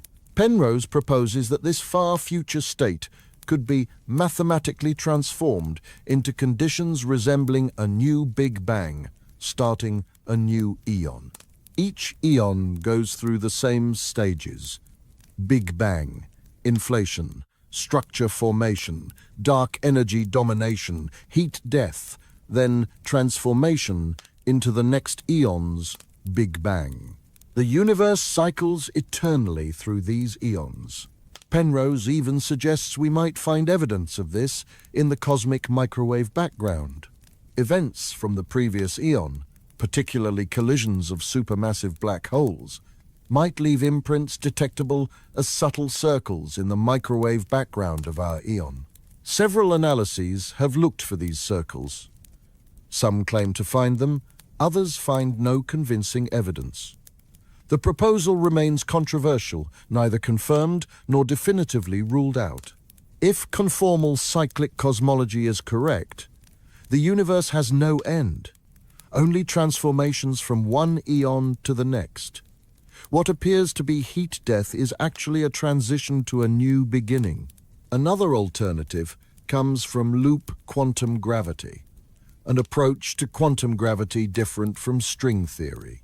In loop quantum gravity, space is not continuous, but made of discrete quanta, tiny loops of space at the Planck scale. When applied to cosmology, this framework suggests the Big Bang might not be a true singularity where density and temperature become infinite. Instead, quantum effects of gravity might prevent infinite compression. The universe could contract only to a finite maximum density before bouncing back and beginning to expand. This big bounce would replace the Big Bang as the beginning of our observable universe. Before the bounce, the universe was contracting. After the bounce, it's expanding. What we call the Big Bang is actually the bounce point. If this is correct, our universe might be one phase in an eternal cycle of expansions and contractions. Or it might be a single bounce after a single previous contraction. Current observations don't distinguish between a true Big Bang singularity and a bounce, so this remains speculative. But it offers another possibility for the universe's temporal boundaries. No absolute beginning, just a bounce from a previous contracting phase. Whether there's an absolute end depends on the future behavior of dark energy and gravity. We've explored the question of where the universe ends from every conceivable angle. We've examined ancient cosmologies and modern physics. We've discussed the observable universe and the whole universe, spatial boundaries and temporal ones, the multiverse and the limits of what we can know. After all this, what can we conclude? The honest answer is that we don't know for certain where or if the universe ends. We have strong evidence for some things and educated speculations about others, but certainty eludes us. We don't know if the universe is finite or infinite.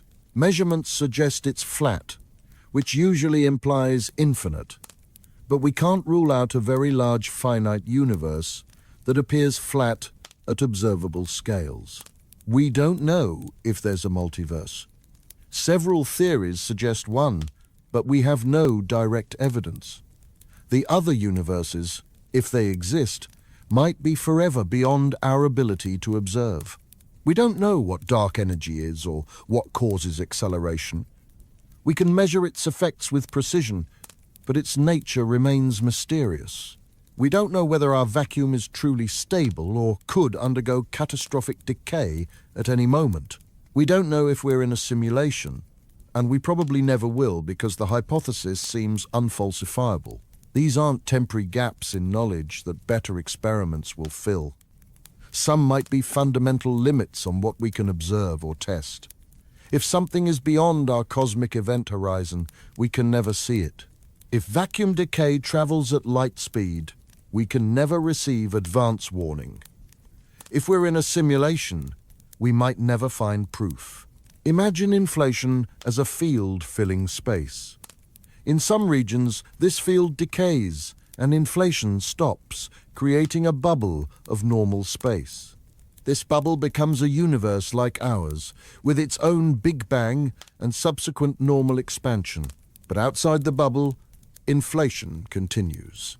Eventually, more bubbles form where inflation stops. Each bubble is a separate universe with its own Big Bang.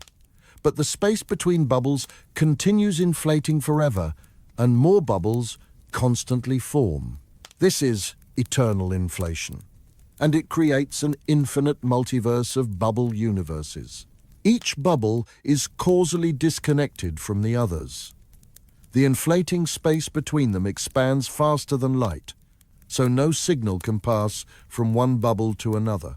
From inside any bubble, including ours, the other bubbles are fundamentally unobservable beyond even a cosmic event horizon. Our universe would be just one bubble in an infinite foam of bubble universes, each forming, expanding, and perhaps eventually dying through heat, death, or other fates, while new bubbles constantly form in the eternally inflating background. Science works by observation and testing. We make hypotheses, derive predictions, test those predictions against reality. But if something is fundamentally unobservable, science can't reach it definitively. We can speculate, build mathematical models, argue philosophically, but we can't test empirically. This doesn't mean such questions are meaningless. They have answers, presumably. The universe either is infinite or isn't. There either is a multiverse or isn't. Our vacuum either is stable or isn't.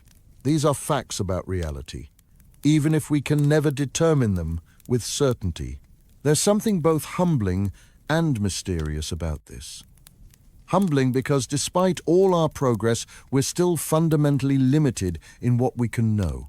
Mysterious because reality might be far stranger and more complex than we can ever discover. Despite the uncertainties, we've learned an enormous amount. Let's appreciate what we know with high confidence. The universe had a beginning about 13.8 billion years ago in an event we call the Big Bang. The evidence for this is overwhelming. The expansion of the universe, the cosmic microwave background, the abundances of light elements, the ages of the oldest stars. Space itself has been expanding since the Big Bang, carrying galaxies apart. This isn't motion through space, but expansion of space itself. We've measured the expansion rate precisely and tracked how it's changed over cosmic history. The observable universe has a radius of about 46.5 billion light-years and contains approximately 2 trillion galaxies. These galaxies are gravitationally bound into groups, clusters, and superclusters connected by filaments, forming a cosmic web. The universe is flat or very close to flat, suggesting it's either infinite or extraordinarily large. Any curvature is so slight we can't detect it with current measurements. The expansion is accelerating, driven by dark energy that makes up about 68% of the universe's total energy content. Dark matter, which we can't see directly but detect through gravitational effects, makes up about 27%. Ordinary matter, everything we can see and touch, is only about 5%. The cosmic microwave background exists, filling all of space with faint radiation at a temperature of 2.7 degrees above absolute zero. This radiation is the cooled remnant from when the universe first became transparent, about 380,000 years after the Big Bang. The universe underwent a period of cosmic inflation in its first fraction of a second, solving the horizon and flatness problems and creating the density fluctuations that grew into galaxies. Physical laws appear to be the same everywhere and at all times in the observable universe. The same forces operate, the same particles exist, the same mathematical relationships hold. All of this we know with high confidence, supported by multiple independent lines of evidence. These aren't speculations. They're established facts about the universe. Understanding the universe's scale inevitably raises questions about our significance. We're unimaginably tiny. Earth is a small planet orbiting an ordinary star in a typical galaxy, one among trillions. The observable universe might be a tiny fraction of the whole. We're specks on a speck existing for a cosmic instant. Physically, we're insignificant. The universe doesn't revolve around us. It wasn't created for us. We arose on one planet through natural processes that, as far as we can tell, follow physical law with no purpose or intent. The cosmos is indifferent to our existence. But there's another perspective worth considering. We're part of the universe that has become aware of itself.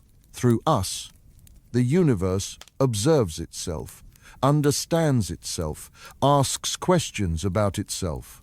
Atoms forged in dying stars billions of years ago have arranged themselves into patterns complex enough to contemplate their own cosmic origins. That's extraordinary. We're not just passive observers.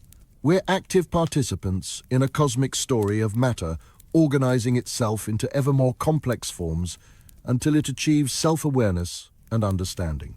Yes, we're small and brief, but we're also capable of comprehending the vast and the ancient. We can look up at the night sky and understand what we're seeing. We can trace cosmic history from the Big Bang to the present. We can ask where the universe ends and make serious attempts to answer using mathematics and observation. The universe might be indifferent to our existence, but we're not indifferent to the universe. We wonder about it, explore it, try to understand it, and in doing so, we create meaning, at least for ourselves. We're the universe's way of knowing itself, however briefly. So where does the universe end? After this long exploration, we can offer an answer that's nuanced and honest. The observable universe has a boundary at about 46.5 billion light-years from Earth. But this isn't a physical edge.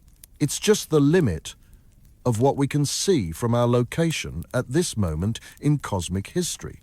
Move to a different location, and the boundary moves with you. It's an observational horizon, not a wall. The whole universe, beyond what we can observe, might be infinite, extending forever with no edge. Measurements suggest this is likely, though we can't be certain. Space might simply go on forever, galaxy after galaxy, with no boundary to reach. If you could travel faster than cosmic expansion, which you can't, you could go as far as you wanted and never reach an edge because there is no edge to reach. Alternatively, the universe might be finite, but curved back on itself, like the surface of a sphere in 4 dimensions. In that case, it would have no edge either. You could travel forever in one direction and eventually return to your starting point, having circumnavigated the universe. There would be no boundary, no place where space stops. There might be other universes beyond ours in an inflationary multiverse, quantum multiverse, or landscape multiverse. Each would have its own boundaries, its own physics, its own story. Our universe might be one among infinitely many. The universe definitely has temporal boundaries. It began 13.8 billion years ago in the Big Bang. It will end in heat death, probably trillions of years from now, when it reaches maximum entropy and nothing interesting can ever happen again. These temporal edges are as real as any spatial boundary. There are boundaries of knowledge, regions beyond our cosmic event horizon that we can never observe, questions we can never definitively answer, truths forever hidden from us by the structure of space-time and the limitations of observation. The universe might have an edge of stability in vacuum decay, where the laws of physics could suddenly change in an expanding bubble moving at light speed. So the universe has edges, but not in the simple way ancient peoples imagined. Not walls or boundaries in space where things stop. The edges are more subtle. Horizons of observation, limits of causality, boundaries of knowledge, temporal endpoints, possible phase transitions in the fabric of reality. You can't point a telescope in some direction and see the edge of the universe. You can't travel to it in a spaceship. The universe doesn't end the way a country or continent ends with a border you can cross. Instead, the universe ends in infinity or in curvature that prevents edges. It ends at the limits of what we can observe and know. It ends in time at the heat death when change becomes impossible. These are the edges of everything we know. Our understanding continues to evolve. New telescopes are peering deeper into space and farther back in time. The James Webb Space Telescope is revealing galaxies that formed when the universe was only a few 100 million years old, testing our theories of structure formation. Experiments continue searching for dark matter particles.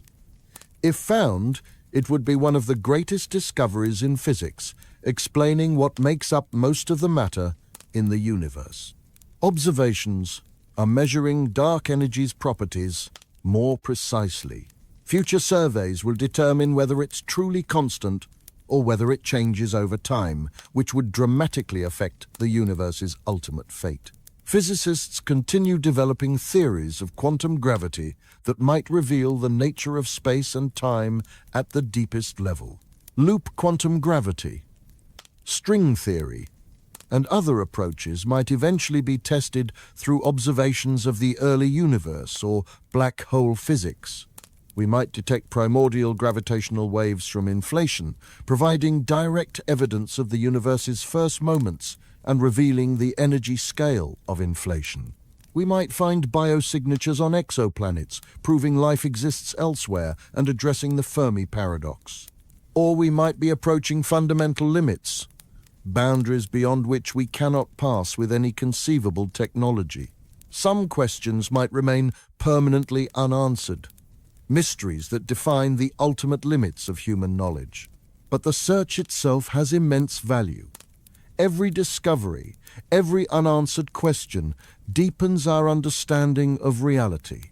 We're participants in an ongoing conversation between humanity and nature, asking questions and listening for answers, pushing the boundaries of what we know.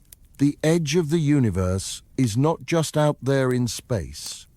It's also at the limits of what we can observe, understand, and imagine. And pushing against those limits, trying to see a little farther, understand a little deeper, is one of the noblest human endeavors. Where does the universe end? We've journeyed from ancient cosmologies to modern physics, from the Big Bang to heat-death, from the observable universe to the multiverse. We've examined infinity and its paradoxes, dark energy and its mysteries, the limits of knowledge and the boundaries of reality. The answer is complex. The universe doesn't end in a simple way. It doesn't have a wall or boundary you could reach. If it's infinite, it has no spatial edge at all. If it's finite, it curves back on itself with no boundary. Either way, space doesn't just stop somewhere, but the universe does have horizons. The observable universe is limited by how far light has traveled since the Big Bang. The cosmic event horizon limits what we'll ever be able to observe, even if we wait forever. These aren't physical barriers, but they're real limits on what we can know. The universe had a beginning and will have an ending. These temporal boundaries are as significant as any spatial edge. The Big Bang marks the origin of everything we know. Heat-death marks the end of change and complexity. There might be other universes, creating boundaries between different realms of reality. Our universe might be one bubble among infinitely many, one quantum branch among countless others, one point on a vast landscape of physical possibilities. And there are limits to knowledge itself. Some questions might be permanently unanswered, not because we're not smart enough or don't have good enough instruments, but because the answers lie beyond what can ever be observed or tested. The edge of everything we know is not a place you could visit. It's a horizon, constantly receding as we learn more but always present, reminding us that reality is larger and stranger than what we can comprehend. Thank you for joining this exploration to the edge of everything we know. If you enjoyed it, a like and subscribe really helps the channel grow. The universe is vast, ancient, and filled with mysteries we're only beginning to unravel. Good night, and may your wonder about the cosmos never end.